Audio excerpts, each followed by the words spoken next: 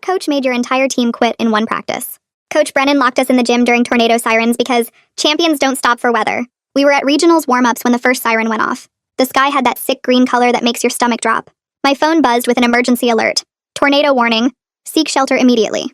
Everyone started moving toward the locker rooms where the shelter area was. Coach Brennan blew his whistle so hard spit flew out. Nobody moves! We have 20 minutes before game time. Coach, that's a tornado siren. James, our captain, said carefully. I don't care if it's the apocalypse. We're playing this game. He walked over to the gym doors and turned his key in the lock. State championships don't get rescheduled for rain. Through the high windows, we could see debris starting to fly past. Tree branches, a stop sign. The assistant coach reached for the door. Coach Brennan blocked him. You open that door, you're fired, and these kids forfeit the season. My phone rang. It was my dad. Coach snatched it from my hand before I could answer. No phones during practice. You know the rules, Clay. My little brother's daycare is in the tornado path. I was shaking. They're evacuating to the basement. I need to know if he's okay. He'll be fine. Your job is to focus on this game. That's when we heard it. That sound everyone says is like a freight train. It wasn't. It was worse. Like the world was being torn apart. The windows started rattling violently. Lily, our youngest player at 14, started crying. Please, my mom's alone. She's in a wheelchair. She can't get to the basement by herself. Then she should have planned better. Coach was actually smiling. This is what separates winners from quitters. The lights flickered. Through the window, we saw a car flip in the parking lot. Our assistant coach pulled out his phone. I'm calling 911. Coach Brennan grabbed the phone and threw it against the wall, shattering it. Anyone else want to test me? That's when Danny stood up. His house was in a trailer park, right in the tornado's projected path. His whole family was there. Grandparents, baby sister, everyone. Coach, please. My family lives in Meadowbrook. That's directly... I don't care if your family lives in a cardboard box. Sit down. The building shook. Actually shook. A window cracked. We could hear things hitting the roof. Maria, who never talked back to anyone, stood up. My dad's a storm chaser. He texted me. This is an F3 at minimum. The gym roof isn't rated for that. Well, then you better hope it holds, Coach said. But for the first time, he looked uncertain. My phone, still in his hand, lit up with texts. Even from across the room, I could see basement now from my mom. Destroyed from someone. Are you safe? From another. James, our 6'4" captain who'd never challenged Coach once in 4 years, walked straight up to him. Give her the phone. You backing down from states, Captain? Your scholarship? Give her the phone. The stare down lasted maybe 5 seconds. Then the skylight exploded. Glass and rain poured down. We all screamed, diving under bleachers. When I looked up, Coach Brennan was white as paper, still standing in the open like an idiot. That's when Tiny Lily did it. While Coach was frozen, she grabbed his keys from his pocket and ran for the door. He snapped out of it, lunging for her, but Maria and 3 other girls formed a wall. You want to die here? Fine. We're leaving. Lily got the door open. We could see down the hall to the shelter area where other teams were already hunkered down. But between us and safety was a wall of windows. And through them, we could see the tornado. It was massive. Black. Maybe 3 blocks away. If we run now? James started. Now! I screamed. We ran. All of us except Coach. Even the assistant coach. The hallway windows exploded behind us as we dove into the shelter. We made it with maybe 10 seconds to spare before the whole world went crazy. The sound was indescribable. Like being inside a giant scream. When it was over, we emerged to find the gym destroyed. The roof was gone. The court where we'd been standing was buried under debris. Coach Brennan was found in a supply closet, uninjured but catatonic with fear. Danny's family survived in their community shelter.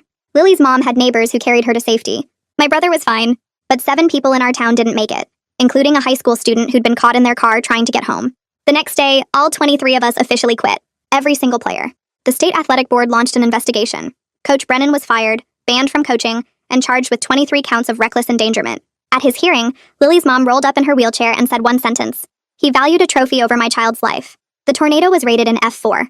It missed the gym by less than 50 yards. If we'd stayed 60 seconds longer, we'd all be dead. But here's what nobody knows yet. Coach Brennan wasn't just obsessed with winning. We found out why he locked that door, and it's so much worse than anyone imagined. 3 days after the tornado, I'm sitting in my destroyed bedroom trying to sort through what's left of my stuff when my phone buzzes with a text in our team group chat. Bailey's message pops up and I almost ignore it because I'm not ready to talk about basketball or Coach or any of it. But then I read what she wrote and my hands freeze. She says Coach Brennan's wife left him 2 months before the tournament, and nobody on the team knew he was going through a divorce. I stare at my phone screen trying to figure out why this matters when Nina responds that she heard Coach crying in his office late one night during practice, which he never did before this season. The detail feels random, but it sticks in my brain like a splinter. I can't stop thinking about Bailey's text, so I start looking through old team photos on my phone, scrolling back through the season. That's when I realize Coach looked different this year. Thinner, exhausted, dark circles under his eyes that we all just ignored because we were focused on winning. In photos from last year, he looks normal, but this season he looks like he hasn't slept in months. My phone rings and it's James calling me, which is weird because he usually just texts. He admits he'd noticed Coach acting strange for weeks, making reckless decisions in games and snapping at players over tiny mistakes. James sounds guilty, like he should have said something sooner.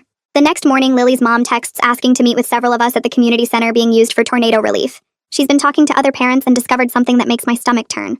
Coach Brennan had been placed on administrative concern status by the athletic director 3 weeks before the tournament for erratic behavior during practice. 3 weeks. They knew something was wrong and let him keep coaching us anyway. We gather at the community center and it's me, James, Lily, Danny, Maria, Bailey, and Nina, sitting in folding chairs while Lily's mom pulls up emails on her laptop. She obtained them through a parent records request and they're brutal to read. Coach had been warned twice about inappropriate intensity with players, including one incident where he made a freshman run sprints until she vomited. The emails use careful language like concerning behavior and requires monitoring, but what they really mean is this guy is losing it and we're watching him fall apart. Danny suggests we talk to the assistant coach who's been avoiding everyone since the incident. We find him at his apartment in the part of town that didn't get hit by the tornado. He won't open the door at first, but after an hour of us standing in the hallway, he finally lets us in. His apartment smells like old pizza and he looks terrible.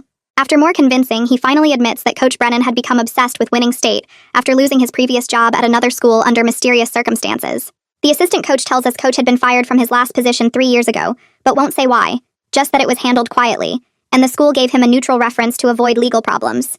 He looks genuinely guilty as he explains he should have reported Coach's behavior, but was afraid of losing his own job. I'm walking out of the apartment building when a woman approaches me in the parking lot. She introduces herself as Faith Wyatt, a local journalist covering the tornado aftermath, and says she's been investigating Coach Brennan's background for a separate story. She's discovered he was fired from 2 previous coaching positions, not just one, and both terminations were sealed with non-disclosure agreements.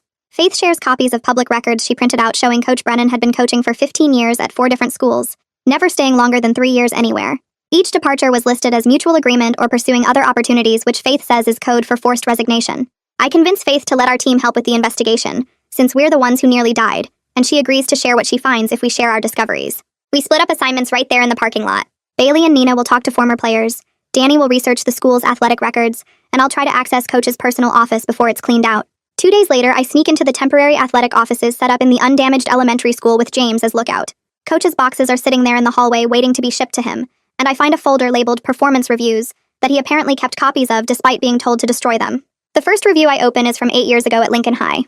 The words jump out at me. Coach Brennan displays concerning inability to accept loss and disproportionate emotional investment in student outcomes. I flip through more pages. Every school wrote basically the same thing. At Roosevelt Academy, someone noted he became increasingly aggressive during tournament play. At Westfield Prep, they wrote unstable behavior when facing elimination scenarios. The pattern is right there in black and white, and every single school saw it but just passed him along to the next place. I take photos of every page with my phone before James hisses that someone's coming down the hall. We shove everything back in the boxes and slip out through the side door. That night, Bailey texts the group chat that she and Nina found 3 former players through social media. All 3 girls describe the same experience of Coach losing control during big games. One of them, Melanie Sutton, actually agrees to talk to us on video chat. We set it up for the next evening and I can barely sleep thinking about what she might tell us. When we finally get on the call, Melanie looks older than she probably is, like someone who's been through something bad. She doesn't waste time with small talk. 6 years ago, her team was playing in the state championship game and losing badly at halftime. Coach Brennan locked them in the locker room and wouldn't let anyone leave. He stood in front of the door and told them they couldn't come out until they committed to winning.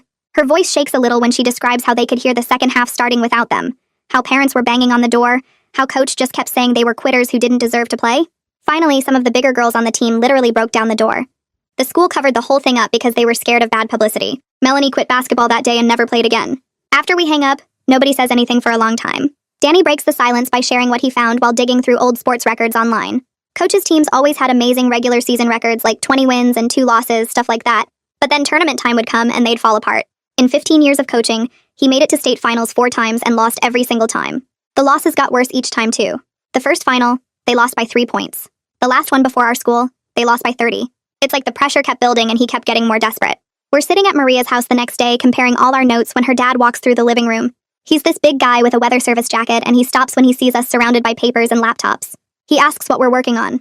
Maria tries to brush him off, but he keeps pushing. So finally she tells him we're trying to understand why Coach did what he did. Her dad goes completely quiet. His face changes. Then he sits down and tells us something that makes the whole room freeze.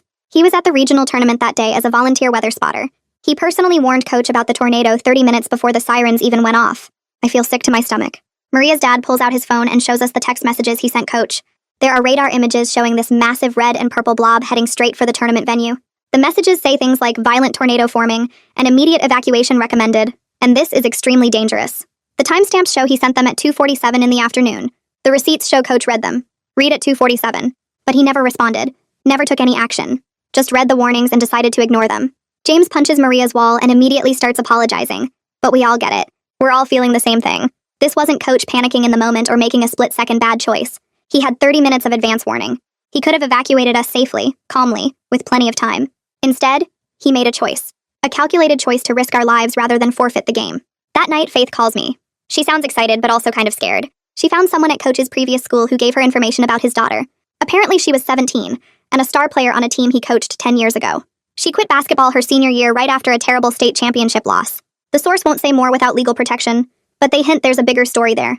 Something about why she quit. I can't sleep. I keep thinking about Coach having a daughter who played for him. What that must have been like. Around 2 in the morning, I give up on sleeping and start searching social media.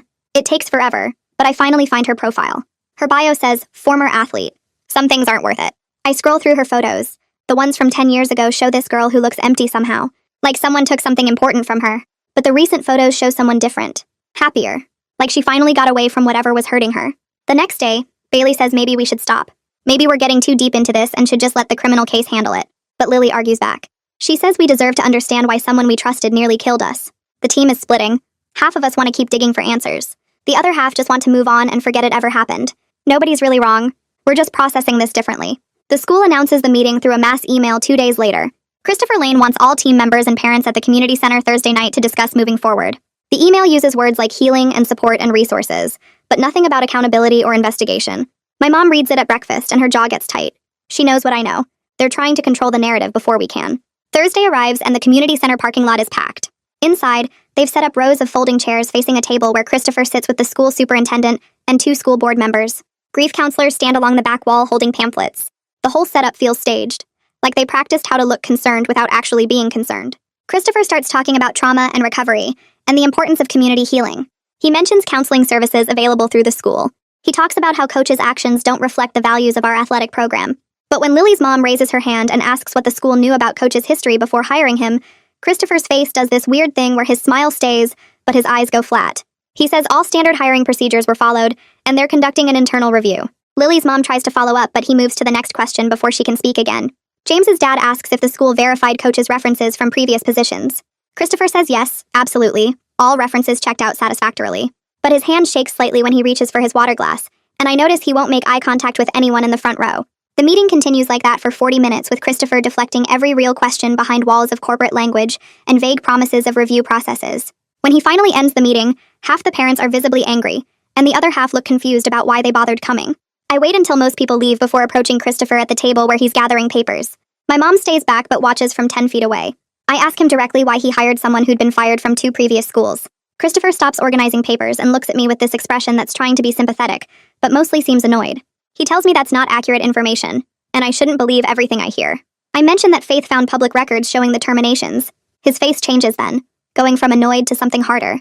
He says those were mutual departures, not firings, and all his references checked out perfectly fine. But his voice has this edge now that wasn't there before. I push harder and ask if he actually called the references or just accepted written letters. Christopher's neck gets red and he starts saying something about proper procedures and legal requirements. But he's talking faster now and his hands are moving too much. My mom steps closer and asks to see the reference letters. Christopher says those are personnel documents and not available to the public. The way he says it sounds final, like he's been waiting to use that line. But watching his face, the way his eyes keep darting to the door like he wants to escape, I know he's lying about how much he actually investigated before hiring Coach. He knew something was wrong and hired him anyway, because winning teams look good for athletic directors who want to move up to bigger schools. Nina finds me in the parking lot after and says her mom wants to help.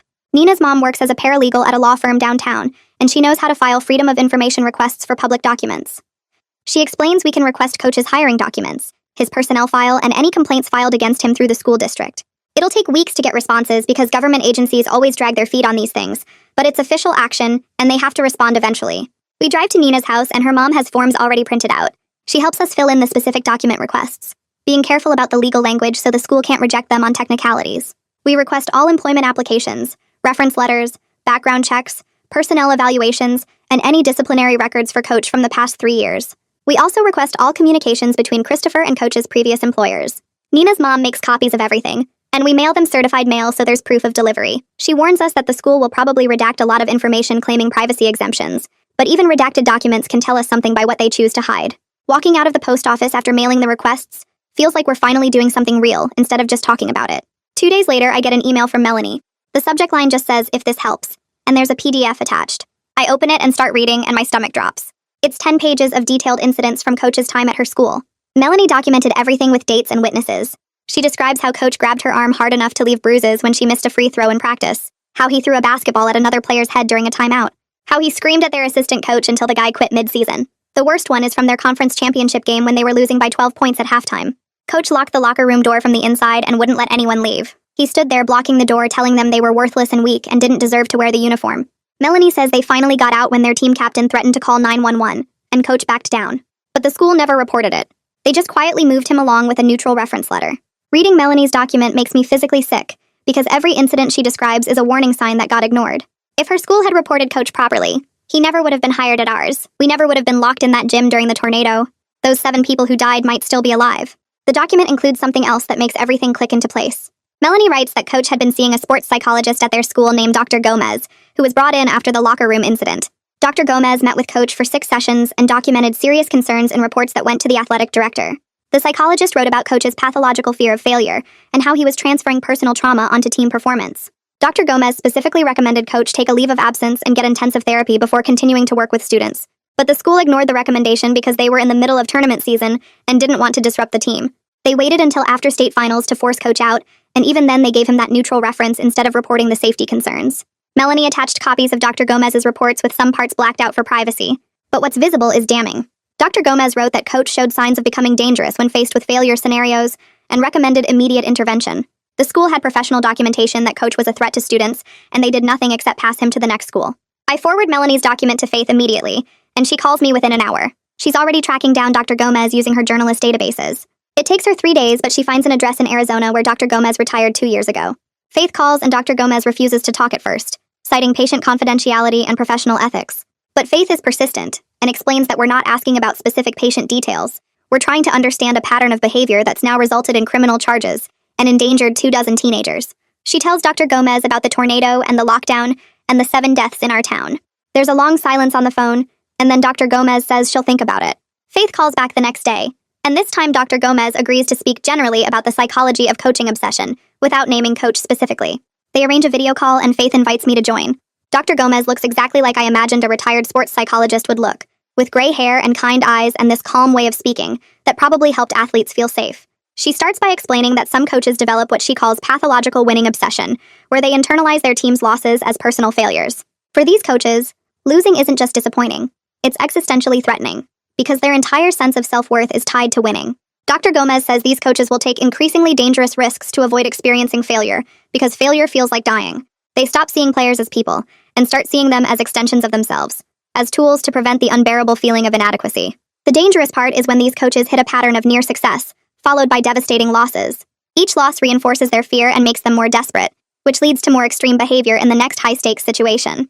Dr. Gomez describes it as a spiral where the coach becomes less rational and more driven by panic each time they face potential failure. She never says Coach's name, but everything she describes matches exactly what happened to us in that gym. Coach wasn't thinking rationally when he locked those doors. He was in full panic mode, choosing potential death over the certainty of forfeiting and losing his last chance at a state championship. The FOIA responses arrive 5 weeks after we filed them. The envelope is thick, but when I open it, my excitement dies. Coach's hiring documents are there, but his personnel file is maybe 40% blacked out with thick black marker. Entire pages are just solid black rectangles with maybe 1 or 2 words visible. What we can read shows that Christopher did receive reference letters from Coach's previous schools. 2 of them are glowing, talking about Coach's dedication, an impressive win record, and strong leadership. But there's a 3rd letter that's different. It's from a principal at one of the earlier schools, and even with some parts redacted, you can tell it's negative. The visible parts mention intensity issues and concerns about emotional regulation, and a suggestion that Coach might benefit from additional professional development. The letter recommends calling for more details before making a hiring decision. But there's no record of Christopher ever making that call. Instead, there's a note in Christopher's handwriting at the bottom of the page that just says, "Win record speaks for itself. Need to improve program." He saw the warning signs, and hired Coach anyway because he wanted someone who could win games and make the athletic program look good. Christopher sacrificed our safety for his own career advancement. Danny texts the group chat late one night with a link to a newspaper archive. He's been going through old papers from the town where Coach used to live, looking for anything about his daughter. What he finds is from 10 years ago, a brief article about a high school basketball player being hospitalized during the state championship game. The article doesn't give many details, just says the player suffered from severe dehydration and exhaustion, and was taken to the hospital as a precaution. The player's name is mentioned once, and it's Coach's daughter. The article says she was a senior and a team captain, and her team lost the championship after she had to leave the game. The whole thing is written in that careful way newspapers use when they're not saying everything they know. Danny also finds the box score from that game, and Coach's daughter had played 47 out of 48 minutes, which is insane for a high school game. The article mentions the temperature in the gym was over 90 degrees, and several spectators had to leave due to heat. But it never questions why a coach left his daughter in the game for that long in those conditions. Faith uses her media connections to track down the emergency room doctor who treated Coach's daughter that night. It takes multiple calls and some convincing, but the doctor finally agrees to talk off the record. He won't give specific patient details, but he confirms that the girl's condition was consistent with prolonged physical stress and inadequate rest. He says her electrolyte levels were dangerously low, and she showed signs of chronic overtraining. When Faith asks if this seemed like a one-time incident or a pattern, the doctor goes quiet for a long time before saying that in his medical opinion, you don't get that depleted from one game. That kind of physical breakdown happens when someone has been pushed too hard for too long without proper recovery. He remembers the case specifically because the father initially refused to leave the exam room and kept asking when his daughter could return to playing. The doctor had to get hospital security involved before the father would step out and let them treat her properly. After Faith hangs up, she looks at me through the video call, and neither of us says anything for a minute because we're both thinking the same thing. Coach didn't just risk our lives during the tornado. He'd been destroying people he supposedly cared about for years, and every institution that should have stopped him just looked the other way. Faith spent 3 days tracking down Coach's ex-wife through coaching networks and mutual contacts. The first 2 people she called hung up immediately when they heard what the investigation was about. The third person gave her a phone number, but warned that the ex-wife had refused to talk to anyone about her marriage for years. Faith called the number 5 times over 2 days before anyone answered. When someone finally picked up, Faith explained who she was and what had happened during the tornado. The line went silent for so long that Faith thought the call had dropped. Then the ex-wife said she needed time to think about it. 2 days later, she texted Faith an address for a coffee shop 2 towns over and said she would only meet with Faith and one team member, nobody else. Faith called me because I'd been helping with the investigation from the start. We drove to the coffee shop on a gray afternoon with rain threatening. The place was nearly empty, just us and an elderly couple in the corner. The ex-wife was already sitting at a back table when we arrived. She looked tired in a way that went deeper than just lack of sleep. Her hair was pulled back tight and she had dark circles under her eyes that makeup couldn't quite hide. She didn't smile when we sat down. Faith started to introduce herself, but the ex-wife cut her off. Her first words were direct and sad. She said she'd tried to warn people, but nobody wanted to listen. Faith pulled out her notebook, and the ex-wife immediately shook her head. No recording devices, no notes during the conversation. Faith could write everything down afterward, but not while they were talking. We agreed, and Faith put the notebook away. The ex-wife asked us not to use her name in anything we published. She had a daughter to protect, and using her name would make her daughter identifiable. Then she started talking and didn't stop for almost an hour. She said her husband's obsession with winning had destroyed their marriage and nearly destroyed their daughter. It wasn't always that bad. When they first got married, basketball was just his job, something he enjoyed and was good at. But over the years, it became something else entirely. Every loss felt personal to him, like a reflection of his worth as a person. She watched him change slowly, season by season, until she barely recognized the man she'd married. During tournament season, he became someone different. He couldn't sleep, lying awake replaying games in his head. He stopped eating regular meals, just grabbing food whenever he remembered. He was convinced that winning state would somehow fix everything wrong in his life. He told her once that a state championship would prove he wasn't a failure, that all the sacrifices had been worth it. She didn't understand what sacrifices he meant, because coaching was his choice, his passion. But he talked about it like he'd given up everything for basketball and needed that trophy to justify it all. The ex-wife's voice got quieter when she started talking about their daughter. She took a sip of her coffee and her hand shook slightly. Their daughter had been a talented player. Really talented. Coach started training her separately at home when she was in middle school. Extra drills in the driveway before school. Weekend practices that lasted hours. The ex-wife thought it was good at first. A father and daughter bonding over a shared interest. But by the time their daughter reached high school, it had become something darker. Coach was running additional practices before dawn, making their daughter wake up at 5 in the morning to train before school started. He gave her caffeine pills to boost her performance during games. The ex-wife found the pills in their daughter's gym bag and confronted him. He said every serious athlete used them, that it was normal. She knew it wasn't normal. She knew he was pushing their daughter too hard, but she didn't know how to stop him without destroying their family. The breaking point came during the state championship game 10 years ago. Their daughter had been playing incredible basketball all season. The team made it to the finals and everyone was excited. But during the championship game, something went wrong.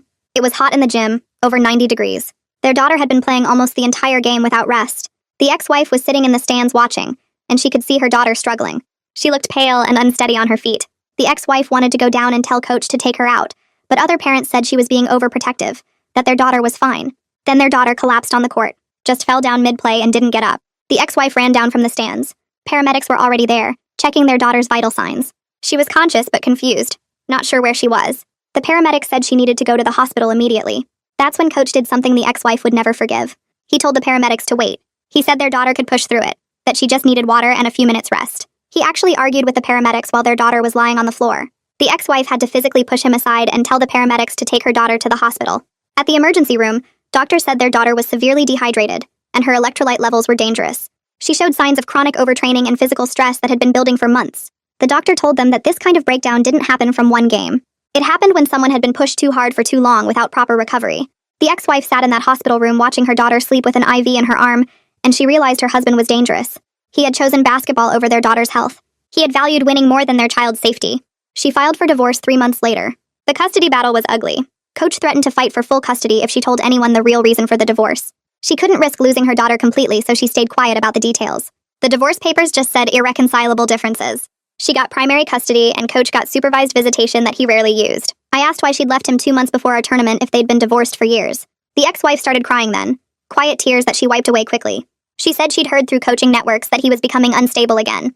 Other coaches were talking about his behavior at games, the way he screamed at referees and his own players. Someone told her he'd been placed on administrative concern status at our school. She tried to reach out to him, tried to convince him to quit coaching before he hurt someone. They met for coffee and she told him he needed help, that he was heading toward another breakdown. He refused to listen. He told her this was his last chance to prove he wasn't a failure. Those were his exact words. Last chance. He said if he didn't win state this year, his entire career would have been for nothing. All the years of coaching, all the losses, all the sacrifices would be meaningless without that championship trophy. She tried to explain that his worth as a person wasn't tied to a basketball trophy, but he couldn't hear it.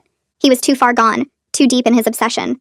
She left that coffee shop knowing he was going to do something dangerous, and she didn't know how to stop him. She called the school's athletic director and tried to warn him, but he brushed her off. Said Coach was fine, just intense. 2 months later, the tornado happened. When she heard the news about what he'd done, she wasn't surprised. She was horrified, but not surprised. She knew he'd been heading toward something like this for years, and everyone had just looked the other way. Faith and I sat there processing everything the ex-wife had told us. The revelation that Coach knew this was his last chance reframed everything we thought we understood. He wasn't just obsessed with winning in some abstract way. He was desperate to avoid facing the reality that his entire identity was built on something he couldn't achieve.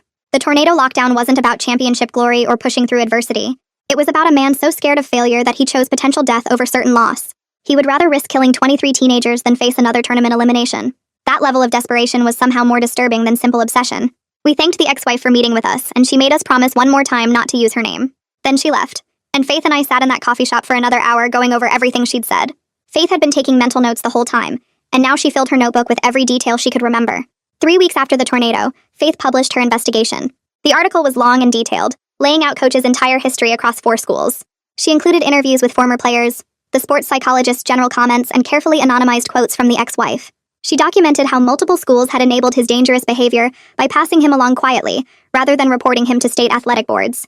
The story exploded beyond our small town within hours of publication. National media picked it up by that evening. News vans showed up at our school the next morning. Reporters were calling everyone involved, trying to get interviews. The focus shifted from just Coach's actions during the tornado to the systemic failures that had allowed him to keep coaching for 15 years, despite repeated warning signs. Major sports networks ran segments about the culture of enabling in high school athletics. Education policy experts were writing opinion pieces about the need for better oversight. Our small town became the center of a national conversation about student safety and institutional accountability. Jade Rivas from the school board called an emergency meeting 4 days after Faith's article published. The meeting was held in the community center since the school board office was too small for all the media and concerned parents who showed up. Jade stood at the front of the room looking grim. She announced a full investigation into Christopher Lane's hiring practices and the athletic department's oversight failures. She read from a prepared statement that laid out the timeline of what the school board had known and when they'd known it. Christopher was placed on administrative leave effective immediately pending the investigation's results. He wasn't at the meeting. Jade said he'd been instructed not to have contact with any students or staff members until the investigation concluded. The assistant coach resigned before he could be fired. He submitted his resignation letter that same day, citing personal reasons. Everyone knew the real reason. He'd been complicit in Coach's behavior, staying silent when he should have spoken up. His resignation was accepted without comment. The state athletic board launched its own investigation into all 4 schools that had employed Coach over his 15-year career. They sent investigators to each school to review hiring records, personnel files, and any complaints that had been filed. Within a week, 2 athletic directors and 1 principal were suspended for failing to report concerning behavior and providing false references. The investigation revealed a pattern of schools quietly pushing out problematic coaches by giving them neutral references just to avoid legal liability. Coach would get fired or forced to resign from one school, and that school would give him a decent reference to make him someone else's problem. Nobody wanted to deal with the fallout of officially reporting misconduct, so they just passed him along.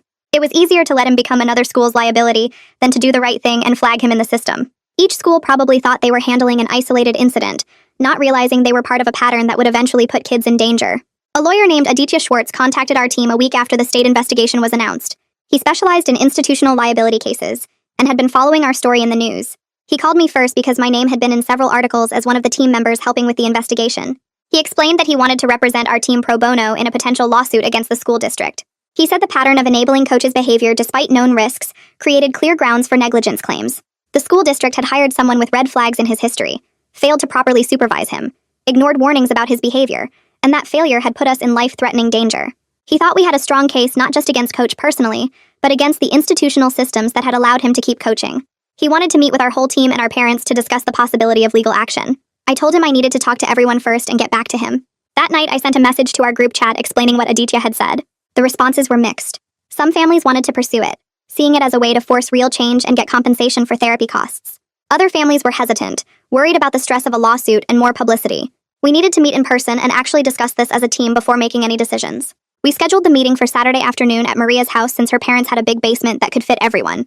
20 families showed up, which meant most of the team and Aditya came to explain the legal process. He set up a laptop with a presentation but kept it simple, walking us through what a lawsuit would actually mean. The school district had insurance that covered liability claims, and our case was strong because of the pattern of negligence Christopher Lane and the other schools had shown. Some parents started asking questions immediately about how long it would take, and whether we'd have to testify, and Aditya answered each one carefully, never making promises he couldn't keep. Then Lily's mom rolled forward in her wheelchair, and everyone got quiet because she didn't usually speak up in big groups. She said hitting the insurance company was the only language the school board understood, that they'd already moved on from what happened to us, and nothing would change unless we forced them to pay attention through their wallets. Her voice shook a little, but she didn't back down, explaining that therapy for Lily was costing hundreds of dollars every week, and their insurance only covered part of it, and other families were probably in the same situation. A few parents nodded, and I could see my mom gripping my dad's hand tight. Then Danny stood up, and the room went even quieter because he'd been so silent through all the previous meetings. He told everyone that his family's trailer was completely destroyed in the tornado, that they'd lost everything except what they were wearing that day. They were staying with his aunt in a 2-bedroom apartment, all 7 of them crammed in there, and his little sister had to sleep on the couch. His grandparents were too old to be living like that, and his mom was working double shifts to try to save money for a new place, but it wasn't enough. He said he needed the settlement money not for therapy or justice, but just to have a home again, and suddenly the lawsuit wasn't abstract anymore. It was about Danny's baby sister sleeping on a couch, and his grandparents sharing a bedroom with his parents. Nobody said anything for a long minute, and then Aditya suggested we take a vote on whether to move forward as a group. He explained that families could opt in or opt out individually, but having everyone together would make the case stronger, and the settlement potentially larger. We did a show of hands and 17 families voted yes, while 3 voted no. The 3 who opted out were families whose kids hadn't been as involved in the investigation, parents who looked exhausted and said they just couldn't handle more stress or media attention. I understood, but I also felt something crack in our team unity, like we were splitting into those who wanted to fight and those who wanted to forget. The families who opted out left pretty quickly after the vote, and the rest of us stayed to sign initial paperwork with Aditya. 2 days later, the prosecutor handling Coach Brennan's criminal case called me directly, which was weird because she usually went through my parents. She said she wanted to give us a heads up before it hit the news that Coach's defense team was arguing diminished capacity due to mental health crisis. They had evidence that he'd been suffering from severe depression and untreated anxiety for years, and they were pushing for psychiatric treatment instead of jail time. She sounded frustrated, like she thought the defense might actually work, and she wanted us to be prepared for the possibility that Coach might not go to prison at all. I told the team in our group chat, and the responses came fast and angry. Some people were actually relieved, saying it proved Coach wasn't evil, just sick, while others were furious that mental illness was used as an excuse for nearly killing us. Maria wrote a long message about how her uncle had depression, and he never locked anyone in a building during a tornado, so being mentally ill didn't mean you got a free pass for endangering kids. James said he didn't care what Coach's diagnosis was. Actions had consequences regardless of mental state. I sat there reading the messages pile up and realized I felt both things at once. Angry that Coach had put us in danger, but also sad that he'd been suffering and nobody had helped him before it got this bad. The contradiction made my head hurt. I had a therapy appointment with Cecilia Morrow the next day, and I brought up the mental health defense immediately. She listened to me talk for 10 minutes straight about feeling confused and guilty for having sympathy for Coach, and then she said something that helped. She explained that understanding why someone hurt you doesn't mean forgiving them or excusing what they did, and I could hold both truths at the same time without it being contradictory. Coach was suffering, and Coach nearly killed us, and both things were real and valid. She said trauma responses weren't logical, and I didn't have to figure out the right way to feel about him because there wasn't one. I left her office feeling slightly less tangled up inside, but still carrying this heavy weight of complicated emotions I didn't know what to do with. Bailey stopped showing up to our team meetings after that, and she quit responding in the group chat too. After a week of silence, I drove to her house and knocked until her mom answered. Bailey was in her room and didn't want to come out, but her mom convinced her to at least talk to me at the door. She looked terrible. Dark circles under her eyes and her hair unwashed, and she admitted she'd been having panic attacks multiple times a day. Every time her phone buzzed with a news alert or group chat message, her chest got tight and she couldn't breathe. She said she was done with the investigation and the lawsuit and all of it. She just wanted to forget the tornado happened and move on with her life. I tried to tell her we needed her, but she shook her head and said, needing answers wasn't the same as being able to handle finding them, and she'd reached her limit. Her mom put a hand on her shoulder and gave me a look that said I should leave, so I did. Driving home, I started wondering if Bailey was right. If maybe I was forcing everyone to relive trauma over and over in the name of finding truth. Some people heal by understanding what happened, and some people heal by creating distance from it. And maybe there wasn't one right way to deal with what Coach did to us. James called me that night and asked if we could talk, his voice sounding rough and tired. We met at the park near school, sitting on swings in the dark like we were kids again. He told me he'd been having nightmares every night since the tornado.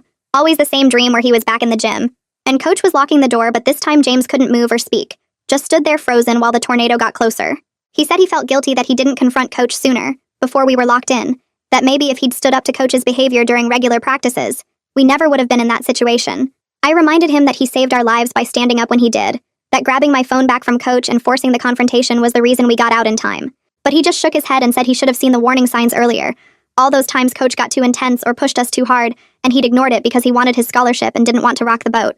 I didn't know what to say to make him feel better because part of me understood the guilt. We'd all seen signs and ignored them. Nina texted the group chat late that night with something she'd found while going through old social media posts. Coach Brennan's daughter had posted something 5 years ago on the anniversary of her hospitalization, and Nina had screenshot it. The post said, "Some people never learn that their dreams aren't worth other people's lives," and she'd tagged her father in it, but he'd never responded to it, or acknowledged it at all. The post was still up, public for anyone to see, and it felt like she'd been trying to warn people about him for years, but nobody had listened. I stared at those words on my phone screen, this message from a girl I'd never met who'd survived her own version of what we went through, and I felt this connection to her across time and distance, both of us damaged by the same man's inability to let go of winning. I spent 2 hours that night trying to figure out how to word a message to Coach's daughter. Every draft sounded wrong, either too formal or too casual, too demanding or too weak. Finally, I just wrote what was true. I told her I was on the team Coach locked in the gym during the tornado, that we were trying to understand what happened, and that her old post made me realize she'd been warning people about him for years. I hit send before I could overthink it more. She didn't respond that day, or the next day. By the third day, I figured she'd decided to ignore me, which I couldn't blame her for. Then my phone buzzed with a message from her account. Just one sentence. My father loved basketball more than he loved me, and he almost killed me trying to prove he was good enough. I read it 5 times, sitting on my bed with my phone shaking in my hands. That single sentence explained everything and nothing at the same time. Coach wasn't some evil person who wanted to hurt us. He was broken in a way that made him dangerous. Someone who kept trying to fix his own failures by winning through his teams. The tornado lockdown wasn't an isolated crazy decision. It was just the most extreme version of something he'd been doing for 15 years. Every time he pushed too hard, every time he ignored safety or well-being, he was trying to prove something to himself that could never be proved by winning games. The pattern was so clear now that I couldn't believe we'd missed it. Or maybe we hadn't missed it. We'd just been too young to recognize what we were seeing. I forwarded the message to Faith and she called me within an hour. She'd been working on a follow-up article and wanted to include interviews with Coach's daughter and ex-wife if they'd agree.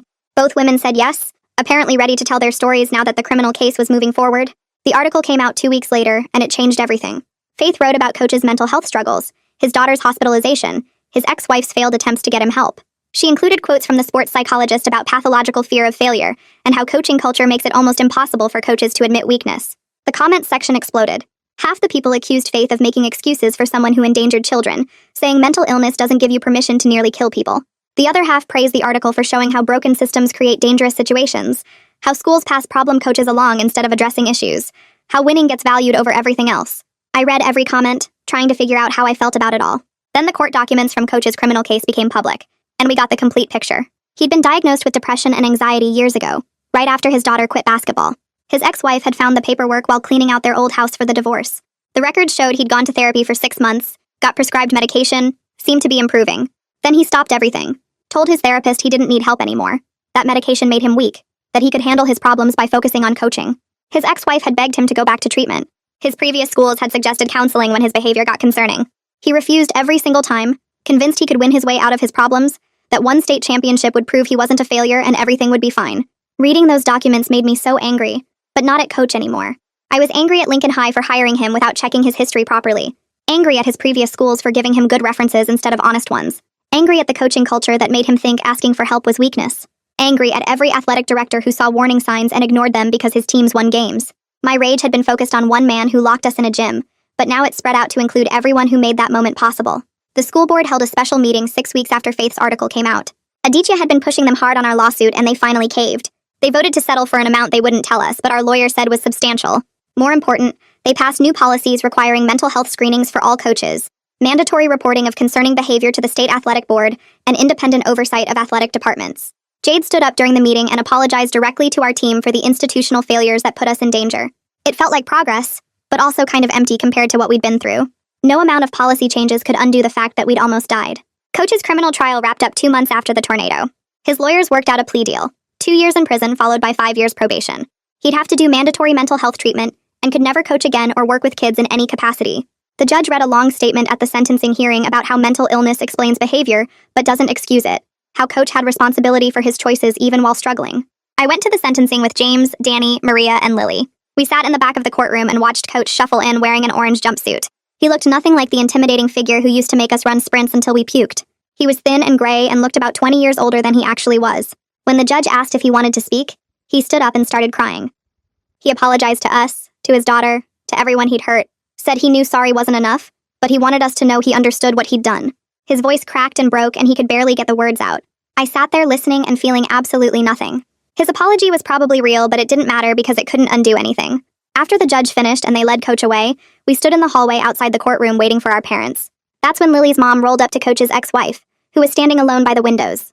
We all went quiet, watching. They talked for maybe 2 minutes, voices too low for us to hear. Then Lily's mom reached up from her wheelchair, and Coach's ex-wife bent down and they hugged. Just stood there holding each other while people walked past them. Later in the car, Lily told me what her mom said during that conversation. We're both mothers who couldn't protect our children from him. Somehow that shared experience, both having kids hurt by the same person in different ways, created understanding between them. 6 weeks after the sentencing, our whole team met at the community center to decide what happened next. All 23 of us in one room for the first time since the tornado. Christopher had been fired as athletic director, and the new one wanted to know if we planned to play next season. We talked for 2 hours about what basketball meant to us now, whether we could separate the sport from the trauma, whether staying together made sense. The vote was unanimous. We were done with competitive basketball, all of us. The sport was too tangled up with what Coach did, with the tornado, with everything that happened after. But we wanted to stay connected as people, as the group who survived something terrible together and came out the other side changed. The settlement checks arrived 6 weeks after the school board vote, and Danny texted me a photo of his family standing in front of a small brick house 2 towns over, outside the tornado zone. His little sister was grinning in the doorway, and his grandparents looked tired but relieved in a way I'd never seen before. When I called him that night, he told me it was the first time his family had owned a home instead of renting or living in the trailer park. His voice got quiet when he added that he wished it hadn't taken almost dying to get there, but he was grateful for the stability his family finally had. 2 days later, the school board held a public meeting that all of us attended with our parents. They announced that Christopher Lane had been fired as athletic director after the investigation revealed he'd ignored multiple warnings about Coach and failed to properly verify his employment history before hiring him. The superintendent read a formal apology to our team and the community for the institutional failures that enabled everything that happened. Christopher sat in the back row during the announcement, staring at his hands and left through a side door before anyone could approach him. The assistant coach had already resigned weeks earlier, so the board's statement about him was brief and procedural. 3 months after the tornado, my phone buzzed with a text from Bailey that just said, "Can we talk?" I hadn't heard from her since she stopped responding to the group chat, and seeing her name on my screen made my stomach twist. We met at the coffee shop downtown, and she looked different. Calmer somehow, but also worn down. She apologized for withdrawing from the group and explained that she'd needed space to process everything alone before she could engage with it collectively. She said she was finally ready to be part of the team again, but not in the investigative capacity, just as someone who survived the same thing we all did. I hugged her and told her we were glad to have her back in whatever way worked for her. The next week, identical envelopes arrived at each team member's house with no return address. Inside was a handwritten letter from the assistant coach taking full responsibility for his silence and cowardice during everything that happened with Coach. He wrote that he was working at a hardware store now and said he'd never coach again because he didn't trust himself to speak up when it mattered most. His letter was 2 pages long, and you could see where the ink had smudged in places like he'd been crying while writing it. Some of us threw the letters away immediately, but I kept mine in my desk drawer and read it sometimes when I was trying to understand how good people stay silent during bad things. Faith called me in early April with news that she'd won a regional journalism award for her investigation into Coach and the systemic failures that enabled him. The ceremony was at a hotel conference center, and our whole team showed up to support her even though we weren't officially invited. During her acceptance speech, she credited us for having the courage to dig into painful truths when it would have been easier to just accept the surface explanation and move on. She announced that she was donating the entire prize money to a fund supporting mental health resources for student athletes. A week after Faith's award ceremony, Melanie Sutton drove 6 hours to visit our town and meet us in person. We gathered at the community center, and she spent the afternoon sharing stories about Coach's impact on her life and how she'd turned that experience into a career as a social worker specializing in sports trauma. She talked about the locker room incident from 6 years ago and how it had shaped her understanding of how power dynamics work in athletics. Listening to her describe her healing process made me realize that what happened to us was part of a much longer pattern, and we were just the point where it finally became impossible to ignore. 6 months after the tornado, our town held a memorial service for the 7 people who died, including the high school student who'd been caught in his car trying to get home. Our entire team attended together, standing in the back of the crowd while families placed flowers at a temporary monument in the town square. The students' parents spoke about their son's dreams of becoming an engineer, and a woman talked about her elderly mother who'd lived through 3 other tornadoes, but couldn't survive this one. Standing there reminded me that while we'd survived and found answers to our questions, 7 families would never get that closure. James got a recruiting call from a college basketball team in late spring, and I was with him when he turned them down over the phone. He told the recruiter that the sport was too connected to trauma now, and he needed a fresh start doing something completely different. Later, he showed me his college application essays about wanting to study education and become the kind of teacher who prioritizes student well-being over achievement and trophies. His dad was disappointed about the lost scholarship opportunity, but James seemed more at peace than I'd seen him since before the tornado. Lily, despite being our youngest player at 15 now, became an advocate for student safety in athletics, and somehow got invited to testify before the state legislature. I watched the hearing online and saw her sit at a table with a microphone, looking tiny but determined, as she described being 14 and trapped in that gym while the tornado approached. Her testimony helped pass new laws requiring independent oversight of high school sports programs and mandatory mental health support for coaches. Watching her speak so clearly about what happened made me proud and sad at the same time, because she shouldn't have had to become that strong that young. My family relocated over the summer to help with my recovery, and I started my senior year at a completely new school where nobody knew about the tornado or coach or any of it. I wasn't playing basketball anymore, but I joined the school newspaper on my first day and discovered I was actually good at investigative writing. Faith had become an informal mentor, sending me articles about responsible journalism and teaching me how to pursue truth without causing unnecessary harm to people who were already suffering. On the 1-year anniversary of the tornado, I drove to the rebuilt gym for our team gathering. The parking lot looked different now, all fresh asphalt instead of the cracked concrete we used to know. James was already there when I arrived, standing near the entrance looking taller somehow, even though he couldn't have grown. Lily showed up next with her mom, and then Danny pulled in with Bailey and Nina. We didn't all make it. Some people couldn't face coming back, but 17 of us gathered near the spot where the old gym used to stand. The new building behind us was smaller and simpler than before, built with the insurance money and community donations. We'd brought a young oak tree in a burlap sack and shovels from Danny's truck. Nobody really knew how to plant a tree properly, but we figured it out together, taking turns digging in the hard spring ground while others held the sapling steady. The plaque we'd ordered together sat propped against the building, bronze letters that read, "For the courage to question authority," and the strength to survive its failures. Maria helped me position it near the base of the tree once we'd tamped down the soil and watered everything. Looking around at everyone, I could see how we'd all changed in different ways. James seemed calmer but sadder. Lily stood straighter but startled at loud noises. Danny smiled less but hugged people more. Some of us were doing better than others, but none of us were the same kids who ran from that gym. I've spent this whole year trying to understand what happened and why, and the truth is messier than I wanted it to be. Coach Brennan was a broken person who got enabled by broken systems, and knowing that doesn't make me less angry, but it does help me aim that anger at fixing things, instead of just staying stuck in what already happened. Some questions don't have clean answers, and some damage doesn't fully go away, but I still think seeking truth matters even when it's complicated and painful. Life isn't about getting perfect closure or healing completely. It's about moving forward with whatever messy, incomplete understanding you've managed to earn along the way.